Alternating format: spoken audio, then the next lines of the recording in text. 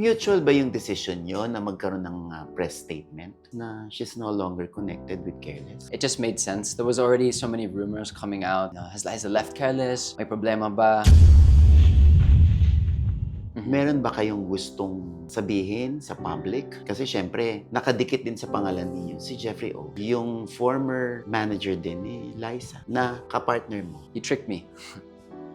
I'd been working with him for a very long time, and it turns out he wasn't the person who he said he was.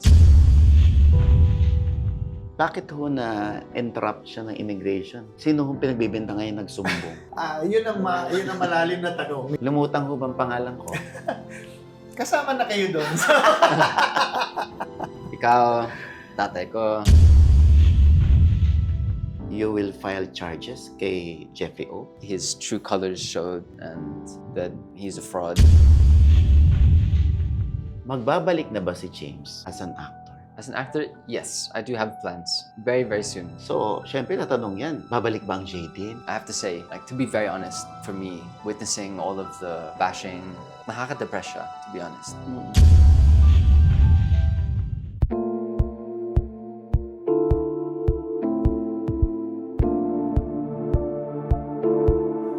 Kasama po natin ngayon ang controversial. Ako mismo natitense dahil kaharap ko siya ngayon. Ngayon lang ho kami nagkaharap pagkatapos ng maraming taon. Yes. Oo. Siyempre kasama niya ang kanyang legal counsel na si Attorney Rodel de Guzman. Mga kaibigan, si James Reid. Hello. Ayan. Hi, Ogie. Good to see you. Anong feeling mo, James? Nung siyempre nakarating sa'yo, magkikita kayo ni Ogie. Actually, I was excited to see you. I think Oo.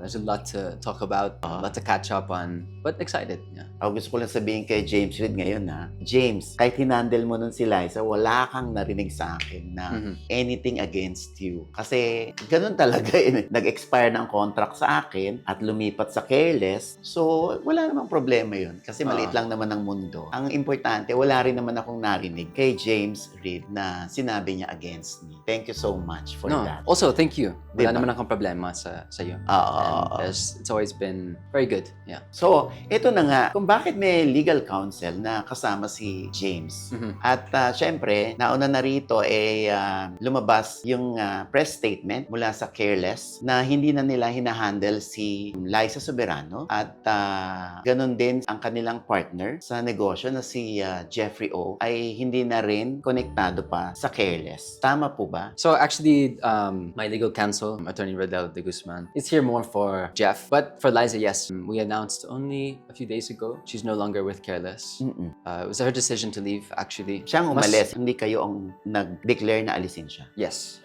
Siya ang umalis. And, it's with our agreement with Liza, we have a clause, it's termination for convenience, so she can leave anytime. Actually, I think, mas focus siya sa career niya sa LA. And kami, mas focus sa Philippines, with my music career. I'm going back to acting. So we had different career paths, I think. And she has her own co-management sa LA, Transparent Arts. And she's really focused there. So it didn't really make sense for us. Actually, she's been managing herself, I can say, making a lot of her own decisions. Ganun talaga si Liza. She's very creative, very ambitious. She's very business-minded. And it's been great working with her. She's a very sweet girl, I'm sure you know. And, we wish her all the best with her career in LA, with all of her international projects, everything she's doing. And I just wanted to know, may babalikan siya dito sa Pilipinas. If ever na gusto yes. niya. The Careless team is always here for her, no matter what. And it's been a great ride working with her over the past 5 years. Through the pandemic, and she's come a very long way. And yeah, we're very proud of her. Mutual ba yung decision nyo na magkaroon ng press statement o ng announcement from Careless na she's no longer connected with Careless? No, that came from us. That came from Careless. It just made sense. There was already so many rumors coming out. Has Liza left Careless? May problema ba? So I made the call just to release it. So it's clear that we're no longer managing her. And you informed her na maglalabas kami ng press statement? Yes. Yeah. And ano yung sinabi niya? When we told her we're going to release a statement, actually she hadn't gotten back to us. It's been difficult to contact her. Nasa US siya. She's been very busy. But we had talked about it before. Pero wala naman kayong bad blood. Magkagalit ba kayo? I'm not an angry person. I know. Yeah, it takes a lot to get me upset, but no, we wish her all the best. And it's very difficult, what she's doing and pushing that US career. So we give her 100% support. Even for all the projects she still has here, we still support her. So, since si attorney naririto, meron ba kayong gustong sabihin sa public? Kasi syempre, nakadikit din sa pangalan ninyo si Jeffrey O, yung former manager din ni Liza na kapartner mo. So actually, I met Attorney Rodell last year to help with a lot of the issues when Jeff was originally arrested for immigration issues, and we had hired our attorney Rodell to look into the companies and do an audit just to resolve and fix everything. And I think Attorney Rodell can take over from here. Attorney? Yun nga, actually, si Liza ang kumausap sa amin para tulungan ng Careless Group na pag-aralan ko ano yung mga nangyayari. Kailan po ito? Bandang August ng 2023, nag-umpisa, naglabas kami ng aming audit findings, pinaliwanag namin. Kaharap si Jeffrey O. Ano pong findings? Maraming posibleng maging problema pa yung kumpanya. Pero ang pinakamalaking nakita namin ay kulang ang papeles ni Jeffrey O para magtrabaho dito sa Pilipinas. So, nirekomenda namin sa kumpanya na dapat alisin muna yung mga kulang ang papeles. At saka namin na ayusin pa yung mga ibang problema ng kumpanya. At ang naging reminder ko nga kay James, ang Careless ay iisa lang ang rehistradong may-ari, kundi si James Reid lang. So, kung ano man na maging problema ng kumpanya at ng tauhan niya, siya ang madadawit. Kaya, napag-usapan na namin na dapat formal na alisin si Jeffrey O para alam ng publiko na wala ng relasyon si Jeffrey O dun sa mga kumpanya. So, naglabas po kayo sa broadsheet ng ad na nagsasabi na si Jeffrey O is no longer connected with the companies of James. Naglabas na rin kami, pero ang nangyari dyan, kinausap muna namin siya, pinaliwanag namin ng mga dahilan. Alam naman niya kung ano yung naging problema dahil dinidiscuss namin sa kanya yan eh. When was this po? Nung July 2, nag-meeting kami, galing siya sa LA, kaharap si James. Sinabi na namin na formal na yung termination at kung anong pinag-usapan din namin, kung ano yung mga dapat na ayusin. Kasi maraming mga bagay na dapat ayusin pa sa kumpanya, kasama na accounting ng mga pondo. At ang sinabi niya sa akin ay bigyan ko siya ng isang araw para ihanda niya kung ano man yung mga magiging impormasyon na maibibigay niya sa kumpanya. But hinihingan niyo siya ng mga report din? Oo, hinihinga namin siya ng report at actually sinabi namin, tutulungan namin siya mag-document. Kasi ang isang naging problema ay kulang sa dokumentasyon. Yung mga naging transaction nila under sa Careless Group. So, kasama dun sa usapan na yon, i-document namin lahat ng kulang para mapatakbo ng maayos yung kumpanya. Ayun, tapos ang nangyari, nag-postpone siya na nag-postpone, tapos nabalitaan na lang namin na lumipad na siya papuntang LA. Hindi na kayo binalikan? Hindi na kami binalikan. Nagpasabi sa isang kaibigan niya na ayaw na niya makipag-usap sa amin. Ang ginawa na lang namin, pinadalahan namin siya ng mga sulat kasi marami siyang naging accountabilities dito sa Pilipinas. Hanggang ngayon, wala pa kami natatanggap na sagot. Isa po ba sa mga hinihingi yung report ay yung mga expenses or may amount po bang involved? Marami. Dalawang parte yan. Yung mga dating mga obligasyon na nakita namin na wala pa kami dyan, siguro umaabot ng more than 100 million. At itong mga bagong obligasyon na mula nung sinabi namin sa kanya, huwag ka munang ma-involve dahil inaayos pa namin yung kumpanya, meron pa rin mga panibagong obligasyon na lumitaw na hindi namin alam na pinasok niya. Nagamit ang pangalan ng Careless? Ginamit niya yung pangalan ng Careless, yung pangalan ng Island City na kumpanya rin ni James. Tapos pati na rin yung kumpanyang tinatayo namin na private label, ginamit rin niya. So, dun nga, nung meeting namin, dun lang kami nagkaalam-alaman. Mahigit pa dun sa mga naging problema ni James, meron pang mga ibang naging lumitaw na naging problema. Asan si James dito noon habang nanganganak ang problema? Wow, where was I? I had no idea a lot of this was happening. It was actually happening for months and had kept me separate from the rest of my team, kept me in the dark about all of these business dealings, telling me, oh, nothing's happening, I'll let you know. wala. And it wasn't until I came forth about, and I finally met with attorney and explained to him all of the business dealings that I had with him and all the relationship I had with Jeff, how much money he owed me, the contracts that he never gave me. And finally, when all of that came out, his official recommendation to terminate him, give him a chance to sign those contracts and make those deals right. And voila, he left. So he tricked me. I'd been working with him for a very long time. And it turns out he wasn't the person who he said he was. At nito mo lang siya na-discover. So nakamagkano na siya? Kasi sinabi ni attorney, more than 100 million. More than 100 million is to me personally. Personal money mo. That's to me personally, yes. And then there's more for the other companies. So, natunugan mo na ba yung problema, James, nung nagkaroon kayo ng parang music fest sa Cebu? Wavy Baby, that's Oo. the name of the Oo, festival. kasi nag-viral pa yung mga promo ninyo. So, eto, kanya to. May kinalaman siya dito. He was the one in charge, and oh man, there was once again kept me in the dark about all of the situation of the music festival, of all the sponsors, things like that. And I didn't find out until only 2 days before the concert that he didn't actually close any of the sponsors. So I ended up fronting almost the entire thing, to which he promised to pay me back, which never happened. Di sumakit ang ulo mo, no? Oh yeah. Grabe yun, Diyos ko. Alam mo, kahit hindi ako nasa It sitwasyon was, mo, sabi ko, paano gagawin ni James dito? Yeah, I think siguro yun yung pinaka-stressful moment of Your my life. career, or at least my business career. But I mean, at the end of the day, I think his true colors showed and that he's a fraud.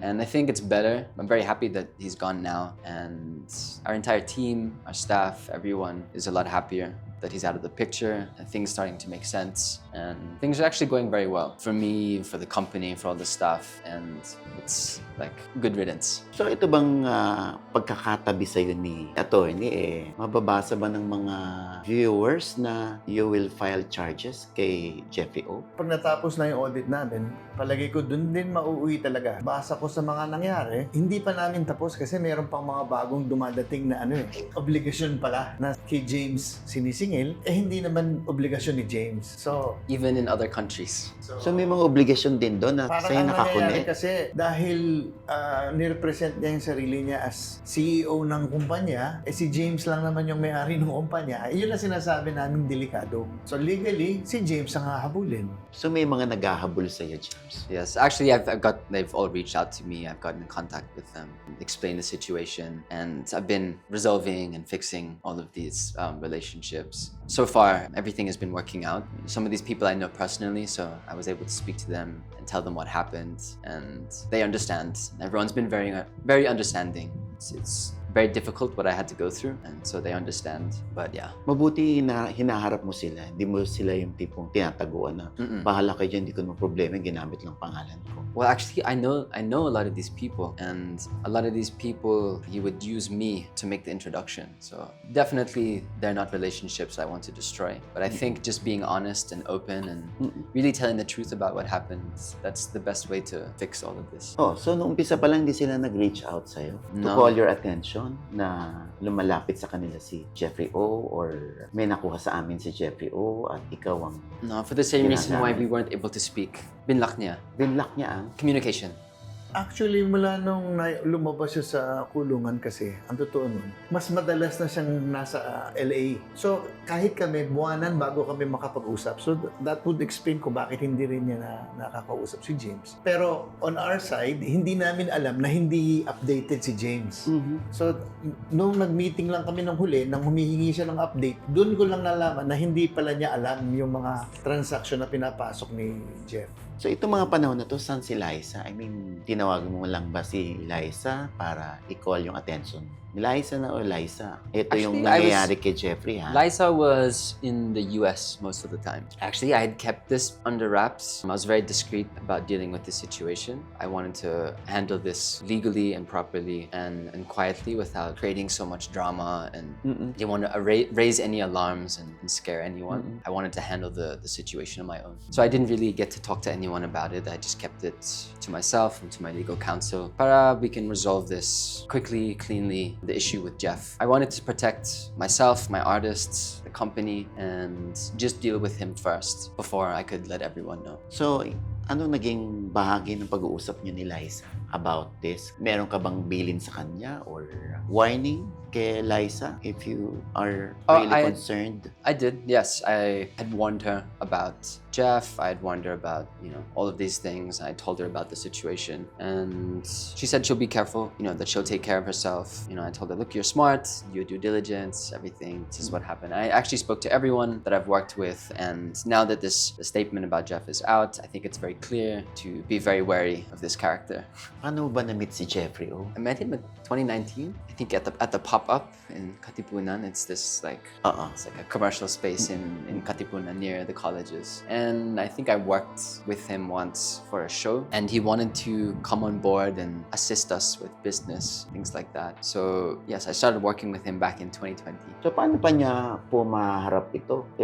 Technically, hindi na siya makakabalik dito. Paano pa niya maharap yung mga kasong isasampa niyo if ever? Sa amin, wala namang balakid na bumalik siya rito. Kaya lang, hindi namin nakikita ang gagawin niya. Hindi ko alam kung anong magiging plano niya. Kami, bilang depensa na rin lang sa kumpanya, meron kami mga kailangang gawin para malimitahan naman yung mga problema. Yung pong pagkakahuli ng mga immigration officers kay Jeffrey O na nandun mismo, parang nagkaroon ng entrapment. You were there? Yes. Okay. Ano hong sabi niya doon? Like, meron ho ba siyang pinagbintangan or paano rin siya nakaalis, nakalaya at nakalipad? Nakakulong na siya kasi nung nalaman namin. So, tiningnan lang namin kung ano yung mga ebidensya ng immigration laban sa kanya at doon lang kami nag-focus. Na ano po itong mga naging problema niya sa BI? May ebidensyang hawak yung immigration na nagtatrabaho siya sa Pilipinas na wala pa naman siyang permit. Kararating pa lang niya nun eh. So, sa madalit salita, madali namang ayusin yung problema. Kaya lang, siyempre, ang iniisip namin, bakit nagsimula yung problema in the first place? So, yun ang ni-research namin. Ano ba yung pinagagawa mo at bakit umabot sa ganito? Kaya umabot dun sa susunod na pina-audit sa amin yung kumpanya, may mga malibang ginagawa dito. Yun ang nag-trigger para kalkalin nyo na talaga. Sila na rin actually, yung careless group na kasama si Liza, ang humingi ng tulong namin para siyasatin namin ano ba talaga ang problema, ano ba ang mga...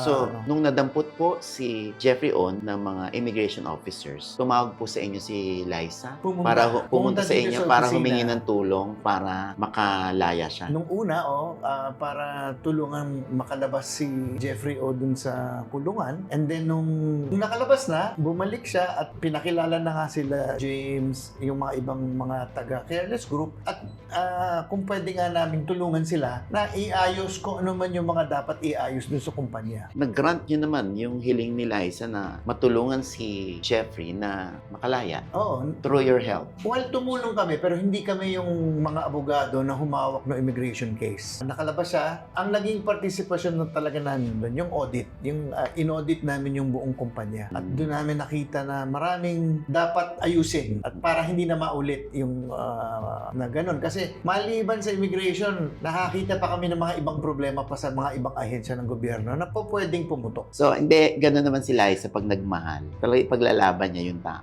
Anyways, bakit ho na-entrap siya ng immigration? Sino hong pinagbibenta ngayon nagsumbong? Yun ang malalim na tanong. Yun ang matagal namin pinagtuunan kasi syempre sa research namin, maraming lumilitaw na galit sa kanya. So, iniisa-isa namin yun. Lumutang ho bang pangalan ko? Kasama na kayo doon. Ikaw, tatay ko, a lot. There's many people. Na pinagbintangan niya nagsumbong sa immigration, nandun siya. Baka naman di naman kami. Oh my Hindi, God. sa investigation naman namin hindi. So, so nagkaroon ka ng sariling investigasyon kung paanong nasukol si Jeffrey O. Pero yung mga binanggit ni James, kasama ako, hindi kami. Naman, wala akong panahon sa kanya. Yes. hindi, ang nakita namin. Don't worry. Hindi lang sa immigration, meron pang sumunod. May iba pa. Kaya napilitan talagang hanapin namin kung ano talaga ang pulot dulo ng ng problema. At yun na nga, ang naging isang conclusion doon, i-recommenda namin sa kanya, kailangan mong alisin si Jeffrey dyan. At kung talagang gusto nyo pa rin umupante, meron kaming binigay ng mga rekomendasyon kung anong gagawin doon sa kumpanya. So, paglilinaw lang to, ang press release ni Jeffrey O ay CEO siya ng Careless Music. Tama ba? Pag ini-interview siya, yun ang sinasabi niya. Na CEO siya. But the truth is, wala siya doon sa korporasyon. Wala. Bakit hinayaan mo siya na i-press release niyang CEO siya? When I found out that it happened, people were saying, hindi pwede yun. Pati yung tatay ko, sabi niya, hindi pwede yun. Actually, napanood ko yung interview noon when nagsasalita si Jeff katabi to. Makikita mo yung mukha niya na shock. Doon sa sinasabi. Laging ganun. May interview tapos may sinasabi siya. And then, that's the first time I hear about it. I'm like, wow, you really said that? And then it's not until afterwards I said, why did you say that? Or is that what's really happening? You didn't tell me this. And then he would explain later, I'm planting this, I'm planting seeds, I'm doing that. Na okay sa'yo. Yeah, he always has an answer for everything. Na naniniwala ka naman. Yeah. Ganun yung style niya, uunahan ka, tapos nangyari na eh. So, papaliwanag na lang niya kung bakit niya ginawa. Too late na. And then he got arrested, so we saw it coming. Like, we knew it was going to happen. But even after our discussion na wag na niyang i-represent yung sarili niya, nagpa-interview siya ulit na yun pa ulit yung sinasabi niya. Kaya medyo sinasabi na namin hindi ito titigil eh. Pinadala niya sa amin, actually siya yung nagpadala sa amin ng kopya ng interview as lawyers. Sabi na, ano pa magagawa namin dito? Sinabi mo na, dapat pinaklear mo muna sa amin bago ka nagpa-interview. What was your reaction nung, kasi nakita kita nun eh, parang puti-puti pa yung hair mo. Blonde ka pa nun eh. Nung pumasok yung mga officers para kunin siya, nashock ka ba no? Ba't nandito itong mga to? Yes. Or kasi sabi mo, ini-expect mo nang mangyayari. Yes and no. Of course, syempre I was shocked to see them all in the office, and then they arrested him. I was like, oh my God. And then once they released the statement, how he was arrested, and I saw everything, I was like, is this true? Like, did he really do all of these things? One of the things stated that he was a fugitive in other countries. So I thought, no, imposible to. Like, this can't be true. Maybe there is someone out to get him. And then, after all was said and done, tama pala.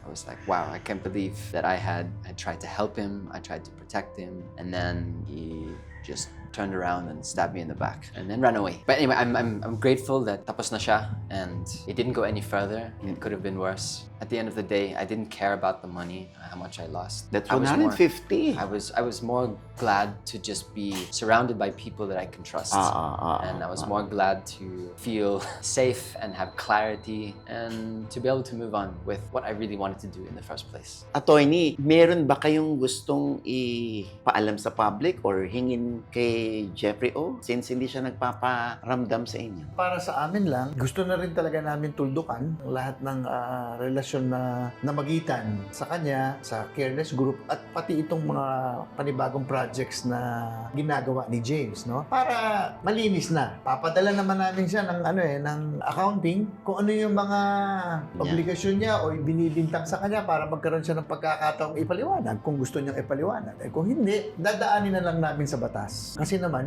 marami ring nalugi dahil dun sa nangyari na yun. Siyempre, si Liza maraming naninibago eh. Feeling nung iba na ito ba yung turo ng Careless kay Liza na on air, biglang nag-iba yung kanyang mga pronouncements, yung kanyang mga statements. Siyempre, iba ang ipinapalagay nila turo ng Careless na ito sasabihin ni Liza on air, sa vlog niya, sa interviews niya. May kinalaman ng Careless to. When Liza was with Careless, she really had her own team. She worked very closely with Jeff, not so much me. Me and Liza were close, but she really had her own team within our company, and she worked very closely with Jeff. I would say he had a lot of influence, not over just her career, but also mine. And I feel like he really steered the both of us in the wrong direction. He's very convincing. Let's just say that. he's very convincing.